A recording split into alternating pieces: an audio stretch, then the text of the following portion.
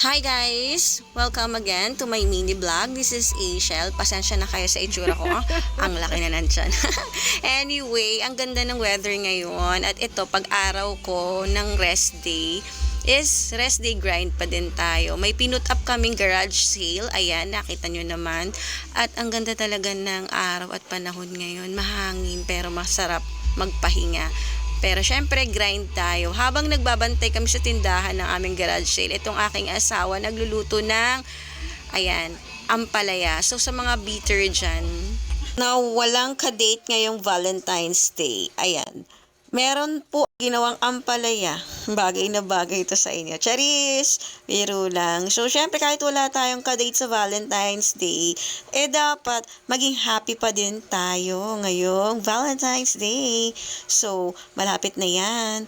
Ayan, una syempre sa niluluto ng aking asawa na ampalayang may sotanghon, dapat sibuyas, bawang at kamatis. So yan, makikita nyo, nagsusutay ng sibuyas, bawang, kamatis ang aking asawa.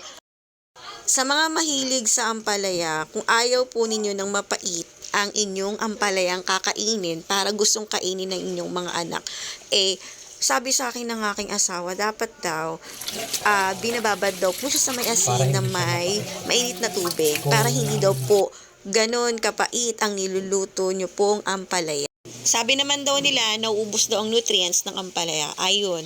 Pero syempre, mas prefer ko lang kainin ng aking anak ang ampalaya na ito at maubos. Kaya tinanggalan na namin ng pait para mas mapil naman kainin ng aking anak. Kasi maarte talaga ang mga bata, lalo na pag mapait ang kinakain. Ayan, tapos nang lagyan ng sotanghon at ng egg. Ayan, hinahalo na ng aking asawa nila. At mas masarap sa gulay ng ampalaya na may sotanghon pag hinainan mo pa ng masarap na pritong tilapia. Ayan, nagprito rin kami ng tilapia. Ayan na po yung aming finished product ng ampalayang may sotanghon. At yan, napakasarap po niyan. Sobra. Tinikman ko talaga, as in, hindi talaga nalasahan yung pait. So yan, sa mga bitter at ampalaya ngayong Valentine's Day, try nyo magluto nito, promise. Magugustuhan nyo. So, yun lang. Bye!